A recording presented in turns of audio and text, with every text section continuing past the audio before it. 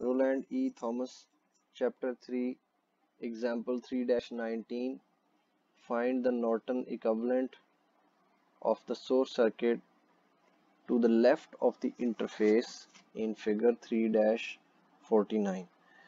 अच्छा, इसमें इंटरफेस जो पॉइंट है वो मैं आपको बता दूं कौन सा पॉइंट है। इंटरफेस इस पॉइंट को वो कह रहा है, तो इस पॉइंट से लेफ्ट की तरफ जो सर्किट है इस सर्किट का आपने नॉर्टन इक्विवेलेंट बनाना है।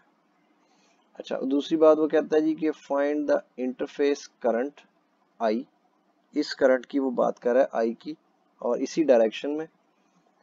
When the power delivered to the load is, ये बाद में देखते हैं, पहले तो हम इस सर्किट का सोल्यूशन देंगे।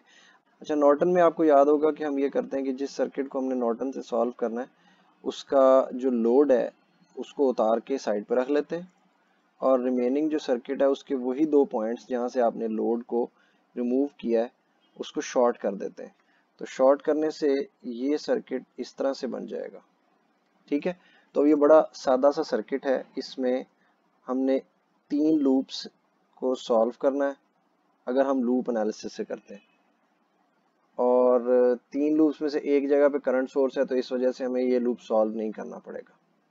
ठीक है, तो अगर तो हमने इसको लूप एनालिसिस से सॉल्व करना है तो जैसे बुक वाले ने किया हुआ है हम एग्जैक्टली उसको देख सकते हैं। और दूसरा तरीका ये है कि हम इसके ऊपर सुपरपोजिशन इस्तेमाल कर लें, 2 सर्किट बनेंगे इसके, और हम आई शॉर्ट सर्किट डैश और I short circuit double dash find कर लेंगे। वो भी मुश्किल नहीं है दोनों सिचुएशन में, तो हम इसको उस तरीके से करके देख लेते हैं। दोनों तरीके जो हैं वो सेम रिजल्ट्स ही जनरेट करेंगे। जैसे ये एक पहला सर्किट जो है इसको हम for I short circuit dash के लिए इस्तेमाल करेंगे, और ये आई शॉर्ट डबल डैश के लिए इस्तेमाल करेंगे। Let's try to do the first one. इसमें हमने इस सोर्स को ऊपर वाले को रिमूव करना है, तो इसका मतलब ये है कि आपने ये पूरा पाथ ओपन कर देना है। ठीक है, और ये जो रिमेनिंग सर्किट है ये सॉल्व करना है आपने। तो ये ऊपर वाला सर्किट ओपन हो गया, करंट सोर्स ओपन हो गई, और यहाँ पर देखिए हमने इस सोर्स को शॉर्ट कर देना है, तो ये चीज शॉर्ट हो जाएगी।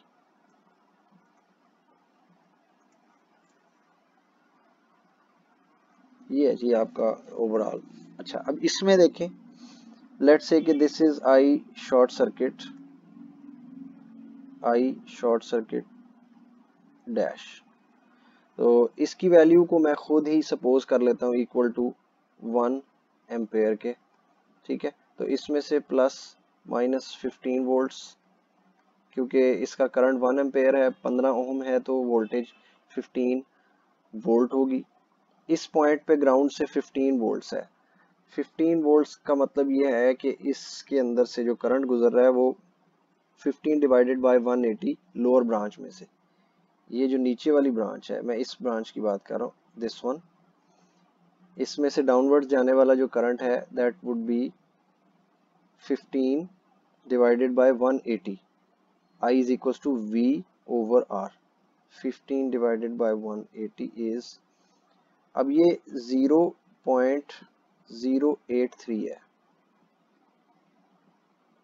33 है Ampere's. Now this is in Ampere's, तो इस तरफ जाने वाला करंट जो है वो 1 है, नीचे जाने वाला वो 0.083, तो यहाँ से जो टोटल करंट जा रहा होगा वो दोनों का सम होगा 1.083। ठीक है, अब इसके अक्रॉस जो वोल्टेज ड्रॉप होगी वो I is equals to V over R, sorry V is equals to IR।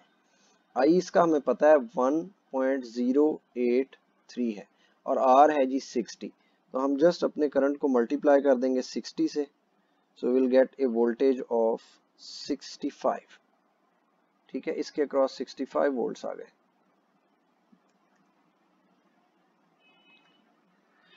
पीछे जो रिमेनिंग वोल्टेज थे वो 15 थे, 65 और 15, this will come out to be 80 volts. अब बात यह है कि यहाँ पर आपके पास सप्लाई वोल्टेज है 40 और सपोजिशन के साथ 80 मिली है, तो इसका मतलब है कि ये शॉर्ट सर्किट करंट जो है ये हाफ होगा।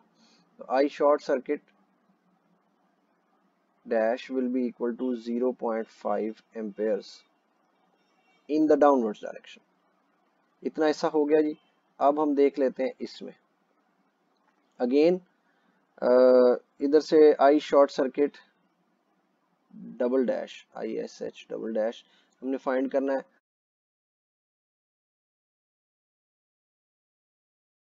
तो ये देखें यहाँ पर ये 60 और ये 180 आपस में पैरेलल में है। अगर मैं इसको इस तरह से ड्रा कर दूं, आपको भी समझ में इस तरह से आ जाए। देखें यहाँ पर ये लगा हुआ है, यहाँ लगा हो चाहे यहाँ लगा हो, तो बेसिकली इट्स इन पैरेलल। ठीक है, तो ये दोनों जब आपस में पैरेलल में सॉल्व करेंगे आप, तो इन दोनों का पैरेलल कॉम्बिनेशन जो है इन दोनों का वो 45 है। ठीक है, तो इसको मैं आपके सामने ट्रांसफॉर्म कर देता हूँ कि नेक्स्ट सर्किट में ये कैसे ट्रांसफॉर्म होगा। चाहे इसको सॉल्व करते या ना करते, मैंने इसको एक स्पेसिफिक वजह से सॉल्व किया ताकि आपको एक पॉइंट में एलेबोरेट कर सकूं कि यहाँ पर देखें करंट जो यहाँ से चलेगा, यहाँ पर आके उसके पास दो रास्ते हैं, एक ये वाला और एक ये वाला। ठीक है, एविडेंटली उसने अपनी नेगेटिव पॉइंट तक वापस पहुंचना है। तो यहाँ इस पूरे पाथ में रेजिस्टेंस है और इस पाथ में कोई रेजिस्टेंस नहीं है। तो इसका मतलब ये है कि ये पूरी ब्रांच जो है ये शॉर्ट हो रही है। ये पहले भी शॉर्ट हो रही थी, मगर पैरेलल में सॉल्व करने से ये फायदा हो जाता है कि क्लियर हो जाता है। जरा ये देखें, यहाँ से भी ये पूरा पाथ शॉर्ट अवेलेबल है, तो किसी भी रेजिस्टेंस में से करंट नहीं गुजरेगा। तो इस केस में आई शॉर्ट सर्किट जो है दिस इज इक्वल टू, यहाँ से करंट आ रहा है 2 एम्पेयर का, यहाँ से इस तरह मूव करेगा और I short circuit in the opposite direction move करेगा। अब एक्चुअल करंट जो है वो नीचे से ऊपर की तरफ है, मगर उसने हमसे जो करंट मांगा हुआ है वो ऊपर से नीचे की तरफ डायरेक्शन में मांगा हुआ है। तो इसका मतलब ये है कि I short circuit double dash जो है ISH double dash this is equal to -2 amperes. ठीक है, तो actual current I short circuit will be the combination of the two ISH1 या dash plus ISH double dash, ये आ जाएगा -1.5 Ampere's. ठीक है, और लास्ट हमने क्या करना है कि हमने इस सर्किट का आर थेवेनिन फाइंड कर लेना है। आर थेवेनिन जो होगा या आर नॉर्टन, जो कि सेम वैल्यू होती है, वो क्या करते हैं हम कि करंट सोर्सेज को रिमूव कर देते हैं, वोल्टेज सोर्सेज को रिमूव कर देते हैं और आउटपुट वाली साइड से आर थेवेनिन फाइंड करते हैं।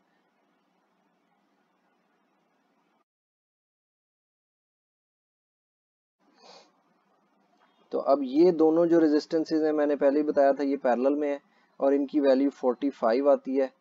इस पॉइंट से लेफ्ट की तरफ इक्विवेलेंट 45 है और 15 उसमें ऐड कर देंगे तो आर थेवेनिन जो है या R Norton that will be equal to 60 ohms. ठीक है जी, तो अब हमने जो अब हमने जो इक्विवेलेंट सर्किट बनाना है उसमें एक हमारे पास करंट सोर्स की वैल्यू, ठीक है, जिसकी वैल्यू -1.5 एम्पेयर्स है और पैरेलल में एक रेजिस्टेंस, उसकी वैल्यू आर नॉर्टन के बराबर होगी, वो 60 ओम है। और अब आ जाते हैं वो सर्किट जो कि हमने उतार के रखा था, वो हमने इसके साथ लगा देना। हमने एज सच इंटरफेस जो था वो इधर ही लगा देना है।